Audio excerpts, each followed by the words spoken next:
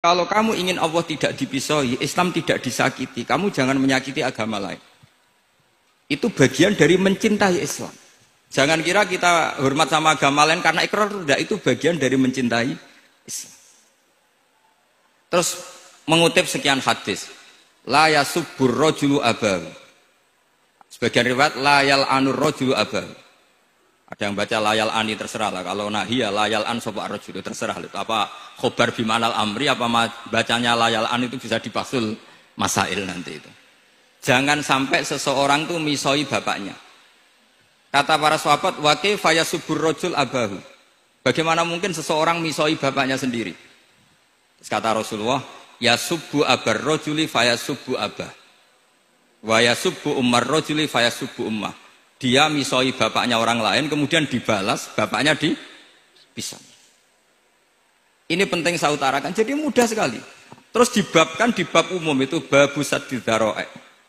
Sehingga peristiwa yang khususiyah ini menjadi bisa ditarik kesimpulan secara umum, dan Quran maupun hadis mengawal kita ila yaumil kiamah. Karena kita tidak kehilangan stok untuk memaknai Quran dan hadis dengan cara yang diajarkan Syekh Izzuddin bin Abdis Salam, yang kita kenal beliau termasuk Sultanul Ulama.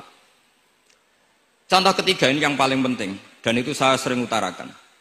Beliau bikin judul La yutrakul haqqu li ajlil batil. Kebenaran tidak boleh ditinggalkan hanya karena banyak kebatilan.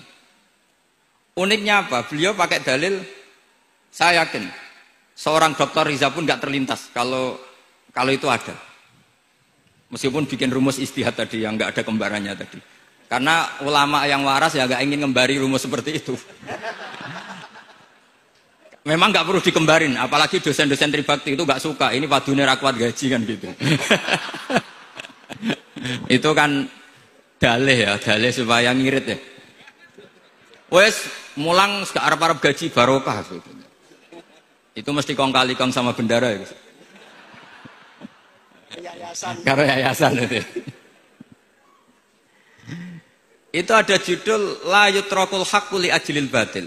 Itu uniknya beliau hanya dalil inna sofa wal marwata min sya'airillah faman hajjal baita wa atamara fala junaha alaihi ayyat tawafa bihima.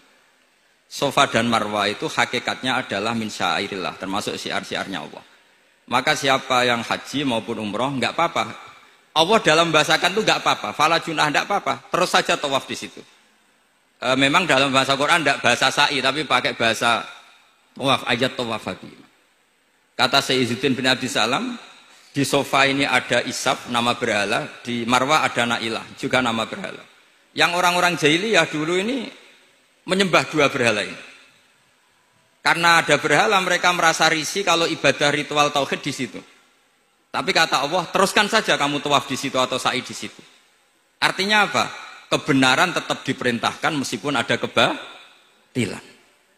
Jadi gampang sekali. Terus beliau bikin judul La yutrakul haqqu li ajlil batil. Barang hak itu tidak boleh ditinggalkan karena barang batil. Saya di mana-mana kalau boleh dikatakan fatwa. Kalau ada orang mati karena narkoba atau karena mendem atau karena koplo atau karena oplosan, itu kita sebagai kiai datang saja. Tapi tidak harus kiai yang top-top kayak Gus Rizal, salah satu kiai datang.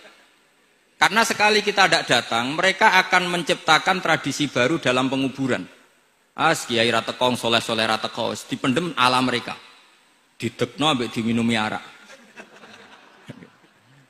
Sehingga kita datang ini karena apa? Sebetulnya demi melaksanakan syariat Islam, memperlakukan janazatu muslim. Kita kelola secara Islam. Meskipun mangkel, kita mangkel, wong mati kok oplosan. Mati-mati pas sujud kan keren. Atau mati karena gaji terlambat kan keren. Ini mati kok. Atau mati karena miskin telat apa?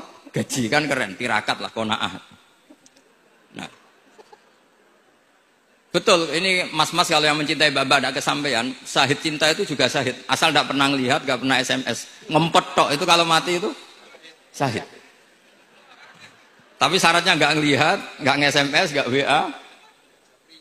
Pokoknya seperti itu.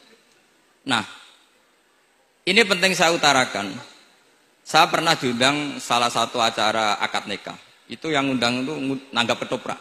Gus nanti ada ketoprak di rumah saya, tapi jangan nggak usah lihat itu. Tapi jam 9 ngakatkan anak saya. Ya saya datang. Pas itu memang nggak ada udzur saya datang. Itu sudah ada biduannya banyak di situ. Kenapa saya datang? Pikiran saya tadi. Kalau kiai tidak menyaksikan akad nikah, nanti mereka bisa bikin cara akad dengan cara mereka sendiri. Sehingga takbir-takbir yang di fikih, misalnya walimatul ursi itu kalau ada ikhtilatur rijal wan nisa haram hadir. Itu nggak pernah dilakukan oleh guru-guru kita. Setahu saya, Mbah Mun, bapak saya, guru-guru kita, meskipun ada ikhtilatur rijal wan nisa, mereka kalau ada walimatul ursi asal tidak ada udzur itu datang. Karena la yutrakul haqqu li ajlil batil. Padahal jelas di Bajuri, di Anatut Thalibin, jika hunaka muharramun harumal khudur. Entah kalau Gus Rizal baca hurrimal khudur atau harumal khudur, tidak tahu. Saya ini kan bisa debat ini. Karena saya santri sarang, jadi kalau baca 2 kali, harumal khudur atau hurrimal khudur. Tapi kalau yang santri sini mau tidak mau ya anut harokatnya guru tadi. Resikonya nurut itu harus ikut. Haruma apa hurrima. Kalau saya karena enggak dimaknani, jadi ya bingung. Maksudnya bingung milih. Saking banyaknya ilmu. Bukan bingung karena goblok, bukan.